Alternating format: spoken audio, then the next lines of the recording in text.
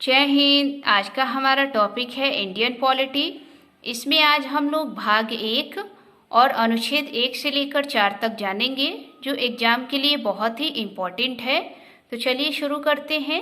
आप यहाँ पर देख सकते हैं भाग 1 का संबंध संघ एवं उसका राज्य क्षेत्र से है और इसका अनुच्छेद जो है वो 1 से लेकर 4 तक है। तो आज हम इन्हीं 1 से लेकर 4 तक के अनुच्छेदों को देखेंगे, क्योंकि बहुत बार इनसे प्रश्न बनते हैं एग्जाम में। तो आइए जरा देखते हैं अनुच्छेद 1 क्या कहता है। 1 कहता है इंडिया यानी कि भारत जो है वो राज्यों का क्या होगा, एक संघ होगा। कहने का मतलब इंडिया अर्थात भारत जो है वो राज्यों का एक संघ होगा।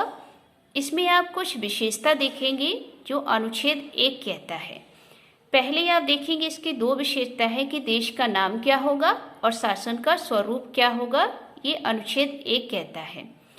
देश का नाम भारत, इंडिया। भारत के संविधान में ये 2 ही नाम है। शासन का स्वरूप आप देखेंगे तो शासन का स्वरूप राज्यों का संघ होगा और संघ के लिए यूनियन शब्द प्रयोग किया गया है। फिर आप देखेंगे नंबर 2 पे भारत संघ के राज्य क्षेत्र अनुसूची प्रथम में दिए गए हैं।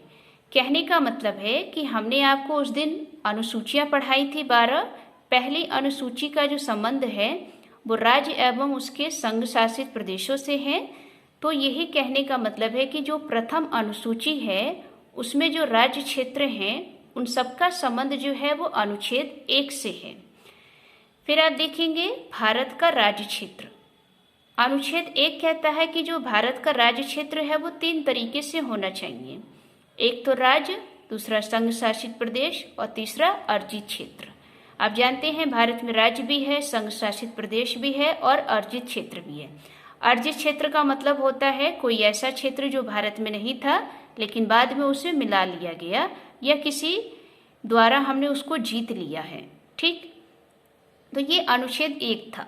अब देखेंगे जरा यहाँ पर कुछ बेसिक पॉइंट यहाँ पर जानेंगे जो हमें डाउट रहता है। राज्यों का संघ, यानी कि हमने अभी देखा कि भारत क्या होगा, राज्यों का संघ होगा, यानी यूनियन ऑफ स्टेट्स। भारत में जो संविधान है वो किसी न किसी मॉडल पर बनाए गए हैं। तो पहले हम लोग कुछ मॉडल देखेंगे, उसमें कुछ समझेंगे कि राज्यों के संघ के बारे में क्या कहा गया है भारत के संविधान में। पहला देखेंगे यहाँ पर यूनिटरी यानी कि एकात्मक, जो ये यूके की है। दूसरा आप देखेंगे कॉन्फेडरेशन, जो इसका मतलब होता है परिसंघ। और तीसरा देखेंगे फेडरेशन यानी कि संघ। यूनिटरी यानी एकात्मक जो है ये यूके की है, इसमें दोस्तों केवल एक ही सरकार होती है। और कॉन्फेडरेशन आप देखेंगे जो परिसंघ, इसमें दोस्तों राज्यों का समूह होता है, तो इससे संबंधित भारत का कोई भी नहीं है। फिर आप देखेंगे फेडरेशन यानी कि संघ, इसमें कुछ मॉडल देखेंगे आप। यहाँ पर आप देखेंगे ये संघ है और नीचे जो है स्वतंत्र प्रांत है यानी कि राज्य है। ये स्वतंत्र प्रांत क्या कर रहे हैं, अपनी शक्तियां किसको दे रहे हैं, संघ को। ये मॉडल कहाँ का है, अमेरिका का। इस मॉडल से पता चलता है कि प्रांतों को क्या है, स्वतंत्रता अधिक है। यानी कि यहाँ पर ये प्रांत जो है वो स्वतंत्र है। ये जब चाहे तब क्या हो सकती है, अलग हो सकती है, जब चाहे तब इसमें जुड़ सकती है, क्योंकि ये समझौते पर आधारित है। दूसरा मॉडल आप यहाँ पर देखेंगे संघ और नीचे आप देखेंगे प्रांत। इसमें आप देखेंगे संघ क्या कर रही है, अपनी शक्ति किसको दे रही है, प्रांतों को। ये कहाँ का मॉडल है, कनाडा का। तो इससे ये पता चलता है इसमें मजबूत कौन है, संघ। तो संघ क्या है, सबसे ज्यादा मजबूत है, सारी शक्तियां संघ के पास हैं। तो हमारे भारत के संविधान में ये कहा गया कि हम एकात्मक तो लेंगे नहीं, क्योंकि यहाँ पर एक ही सरकार है, और परिसंघ तो बिल्कुल नहीं। फेडरेशन में देखा गया कि अगर हम अमेरिका का वाला संविधान लेंगे तो यहाँ पर तो प्रांतों को ही स्वतंत्रता है और ये समझौते पर है, तो ये तो हम बिल्कुल ही नहीं करेंगे। तो भारत के संविधान में इस कनाडा के मॉडल को अपनाया गया। कहा गया कि हम इसको लेंगे क्योंकि यहाँ पर संघ मजबूत है, और जब संघ मजबूत होगी तो हम प्रांतों को शक्तियां भी देंगे और प्रांत जो है हमसे अलग नहीं हो सकते।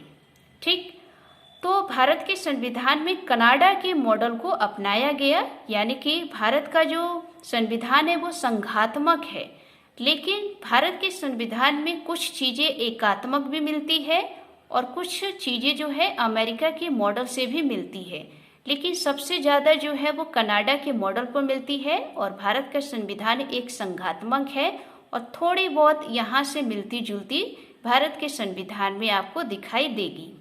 ठीक, अब यहाँ पर देखेंगे राज्यों का एक संघ। भारत के संविधान में संघ के लिए यूनियन शब्द का प्रयोग किया गया, फेडरेशन नहीं। यूनियन शब्द का प्रयोग इसलिए किया गया क्योंकि जो महान पुरुष थे उनका कहना ये था कि यह संघ जो है किसी समझौते का परिणाम नहीं है और इसमें राज्यों को पृथक होने का अधिकार नहीं है। क्योंकि हमने ये कौन सा मॉडल लिया, कनाडा का, और इसमें जब संघ मजबूत होगी और सारी शक्तियां संघ के पास होगी तो राज्य तो अलग होंगे ही नहीं किसी कीमत पर।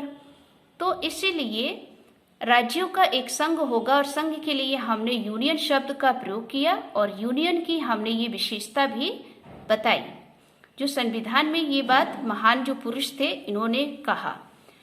अब यहाँ पर देखेंगे जब इसमें ये बात कहा गया कि इसमें राज्यों को पृथक होने का अधिकार नहीं है, तो इसका मतलब भारत क्या है, विनाशी राज्यों का अविनाशी संघ है।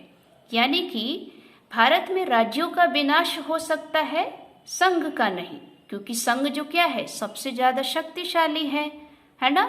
इसमें राज्यों का विनाश होगा, संघ का नहीं। इस चीज को नोट कर लीजिएगा क्योंकि ये पूछा भी गया है। दूसरी भाषा में आप देखेंगे कि भारत क्या है, नाश्वर राज्यों का अनाश्वर संघ है। इसका मतलब यही होता है। अब यहाँ पर देखेंगे अमेरिका को। अमेरिका में अविनाशी राज्यों का अविनाशी संघ है, क्योंकि इस मॉडल में देखा कि प्रांत क्या है, स्वतंत्र है। यानी कि इसमें ना तो राज्यों का विनाश होगा और ना ही संघ का।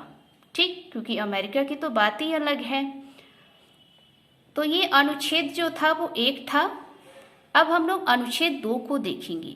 अनुच्छेद 2 ये कहता है कि संसद जो है वो विधि बनाकर क्या करेगी, नए राज्यों का प्रवेश तथा स्थापना कर सकती है।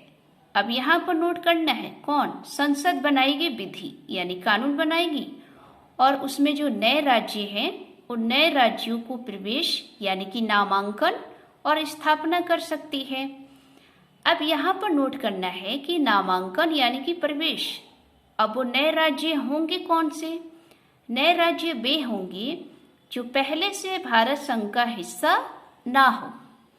कहने का मतलब है, उदाहरण के तौर पर आपको दे, जैसे सिक्किम। अगर आप सिक्किम को देखेंगे तो सिक्किम क्या है, भारत का ही तो हिस्सा है, लेकिन वो भारत संघ का हिस्सा नहीं था। यानी कि हमारे देश को आज़ाद हुए 1947 में हुआ। 1947 के बाद ही तो हमारा देश का संविधान बना। तो देश का जब संविधान बना तो उसमें सिक्किम जो था वो शामिल नहीं था भारत के हिस्से में ही, लेकिन उस संविधान बनाते टाइम वो नहीं था, उसे बाद में संविधान में शामिल किया गया। उसी को हम लोग कहेंगे नए राज्य, जो पहले से भारत संघ का हिस्सा नहीं थे। जैसे और भी उदाहरण के तौर पे ले सकते हैं, गोवा, सिक्किम, पांडुचेरी, दमन द्वीप, ये सब क्या है, ये भारत में ही थे, लेकिन ये भारत के संघ में नहीं थे। जब संविधान बनाया गया तब नहीं थे ये, इन्हें बाद में भारत के संविधान में मिलाया गया, अर्जित किया गया। ठीक, फिर आप देखेंगे स्थापना। अगर हम स्थापना की बात करें तो किसी नए राज्य क्षेत्र को राज्य बनाना। अब नए राज्य क्षेत्र वही बनेंगे जो राज्य में ना हो, यानी कि ये ना तो भारत के संविधान बनने से पहले थे और ना भारत के संविधान बनने के बाद हैं, यानी कि इनको अर्जित करके हासिल किया गया। कहने का मतलब, उदाहरण के तौर पर आपको दें, जैसे मान लीजिए हिंद महासागर में भारत को कोई क्षेत्र मिल गया और वहाँ पर पता चला कि उस क्षेत्र पर सब कुछ है और ये किसी के हिस्से में नहीं है, तो भारत अपना झंडा वहाँ पे लगा दे और घोषित कर दे कि ये हमने इसे अपना राज्य बना लिया है और इसे हम अपने भारत में शामिल कर लेंगे, तो इसकी एक नए राज्य की स्थापना हो गई। ठीक, अब यहाँ पर नोट करेंगे कि अगर हम नए राज्य की स्थापना या प्रवेश करते हैं तो हम किस आधार पर भी कर सकते हैं। एक तो ये संधि करके, उपहार देकर, खरीद के, व्यापार करके और विजय हासिल करके नए क्षेत्रों को अर्जित कर सकते हैं हम लोग। ठीक, ये अनुच्छेद 2 कहता है। दूसरी बात आप देखेंगे यहाँ पर अनुच्छेद 3। अनुच्छेद 3 क्या कहता है? अनुच्छेद 3 ये कहता है कि संसद विधि बनाकर भारत संघ के राज्यों का पुनर्गठन कर सकती है। अब यहाँ पर जो भारत के संघ राज्य हैं उनका क्या होगा? पुनर्गठन।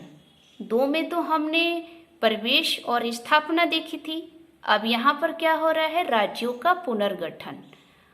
अब इसमें पुनर्गठन किस तरीके से होंगे? ये 5 तरीके की विशेषता बताता है अनुच्छेद 3। यहाँ पर देखेंगे नए राज्यों का निर्माण। अब ये नए राज्यों का निर्माण का मतलब ये है कि जो भारत के हिस्से में थे, हमने अनुच्छेद 2 में देखा था जो भारत के हिस्से में नहीं थे, यानी कि वो भारत के संविधान में वो शामिल नहीं थे, उन्हें किसी तरीके से अर्जित करके शामिल किया गया। ठीक, लेकिन यहाँ पर उन नए राज्यों का निर्माण किया जा रहा है जो भारत के हिस्से में हैं, क्योंकि उनका पुनर्गठन किया जाएगा दोबारा से। फिर आप देखेंगे राज्यों के क्षेत्र में वृद्धि, राज्यों के क्षेत्र में कमी, राज्यों की सीमाओं में परिवर्तन और राज्यों के नाम में परिवर्तन। ये अनुच्छेद 3 कहता है कि ये सब आधार पर आप राज्यों का क्या कर सकते हैं? पुनर्गठन कर सकते हैं। और इसमें कौन कौन होंगे? राज्य होगा और यूटी, यानी कि राज्य और केंद्र शासित, ये दोनों के लिए हैं। उदाहरण के तौर पर आप देख सकते हैं नए राज्यों का निर्माण, जैसे कि संसद क्या करती है? एक राज्यों को तोड़ के 2 राज्य बना देती है। ठीक, नए राज्यों के क्षेत्र वृद्धि, यानी कि एक राज्य में दूसरे राज्यों को जोड़ देती है तो उसके क्षेत्र में वृद्धि हो जाता है। राज्यों के क्षेत्र में कमी, यानी कि एक राज्यों में 2 से 3 से 4 राज्य बना देती है तो उसके क्षेत्र में क्या हो गया? कमी। जैसे कि आप लगा लीजिए आंध्र प्रदेश में तेलंगाना को अलग कर दिया गया तो उसके क्षेत्र में क्या हो गया? परिवर्तन हो गया। राज्यों की सीमाओं में परिवर्तन, राज्यों के नाम में परिवर्तन, नाम भी बदल देती है। ये कौन करेगी? संसद करेगी, विधि बनाकर, अनुच्छेद 3 कहता है। अब दोस्तों इस अनुच्छेद में कुछ नियम जोड़े गए जो अलग से जोड़े गए, क्योंकि ये सब करेंगे तो इसके लिए कुछ शर्तें लागू की गई जो ये संविधान में तो नहीं थी, लेकिन एक संविधान संशोधन करके इन नियमों को जोड़ा गया। वो आप देखेंगे यहाँ पर 5वां संविधान संशोधन 1955। यहाँ पर देखेंगे कि राष्ट्रपति की पूर्व अनुमति आवश्यक है, यानी कि अनुच्छेद 3 में जो ये 5 बातें कही है, इनमें से अगर आप कुछ भी करते हैं तो इसको करने से पहले आप क्या करेंगे? राष्ट्रपति की अनुमति लेंगे पहले, तभी आप इनको करेंगे। दूसरी बात आप देखेंगे प्रभावित होने वाले राज्यों की एक तय सीमा में विचार यानी कि राय मांगी जाएगी, लेकिन राय को माना जाना आवश्यक नहीं है। यानी कि ये जो आप ये 5 काम करेंगे इसमें से कोई सा भी वो किसी न किसी राज्य या यूटी से संबंधित होगा। अगर उस राज्य या यूटी को इससे किसी प्रकार की आपत्ति है तो उससे राय लेनी पड़ेगी कि आपका इसमें क्या कहना है, तो वो अपनी राय बताएगा। और जो अपनी राय बताएगा तो जरूरी नहीं है कि उसकी राय को माना जाएगा। ठीक, दूसरी बात ये कही गई इसमें। तीसरी बात, राय मिल जाने के बाद यदि योजना में परिवर्तन होता है तो पुनः विचार मांगने की आवश्यकता नहीं है। कहने का मतलब है कि हमने ये जो 5 चीजें की उसमें हमने राज्य या यूटी से अपना जो है विचार लिया और उसमें बाद में थोड़ा बहुत और परिवर्तन कर दिया, तो क्या हम दोबारा से उस राज्य से राय मांगेंगे? तो नहीं, हम उसे दोबारा से उस पर राय मांगेंगे नहीं। अब यहाँ पर नोट करनी है मोस्ट पॉइंट है, वो ये है, स्पष्टीकरण कर दिया गया इसमें कि यूटी यानी कि संघ शासित प्रदेश की राय जो है वो नहीं मानी जाएगी, क्योंकि ये केवल जो है राज्य के लिए हैं, केंद्र शासित प्रदेशों के लिए नहीं है। क्योंकि केंद्र शासित प्रदेश तो केंद्र में ही आते हैं ना, यानी कि संघ में ही आते हैं, वो संघ के ही तो हाथ में है। तो संघ शासित प्रदेश के लिए ये नियम नहीं बनाए गए, ये केवल राज्यों के लिए बनाए गए। तो इस चीज को आप नोट कर लीजिएगा। अब अनुच्छेद आप 4 देखेंगे यहाँ पर। अनुच्छेद 4 कहता है कि यदि अनुच्छेद 2 और अनुच्छेद 3 के पालन में संसद कोई विधि बनाती है तो इसे संविधान संशोधन नहीं माना जाएगा, अर्थात अनुच्छेद 368 से बाहर माना जाएगा। कहने का मतलब है कि अभी हमने अनुच्छेद 2 पढ़ा और अनुच्छेद 3 पढ़ा। इस 2 और 3 में जो भी बातें हमने पढ़ी उससे संबंधित संसद क्या कर रही थी, कानून बना रही थी, और कानून बनाकर उनमें क्या कर रही थी, संशोधन कर रही थी। तो जो भी वो संशोधन कर रही है उसे संविधान संशोधन नहीं माना जाएगा, और वो अनुच्छेद 368 से क्या रहेगा, बाहर होगा। क्योंकि आप जानते हैं कि भारत में जो संविधान संशोधन होता है वो एक ही अनुच्छेद से होता है, वो है 368। अगर 368 से संशोधन किसी चीज को किया जाता है तो उसे संविधान संशोधन माना जाएगा। लेकिन अनुच्छेद 4 ये कहता है कि अनुच्छेद 2 और 3 में जो बातें कही गई हैं उसमें संसद जो भी कुछ कर रही है उसे संविधान संशोधन नहीं माना जाएगा। इस चीज को नोट कर लीजिएगा। और यहाँ पर देखेंगे कि ये सारे कार्य जो हैं वो साधारण बहुमत से होंगे, ठीक, यानी कि कोई विशेष बहुमत नहीं होगा, आप इसे साधारण बहुमत से कर सकते हैं।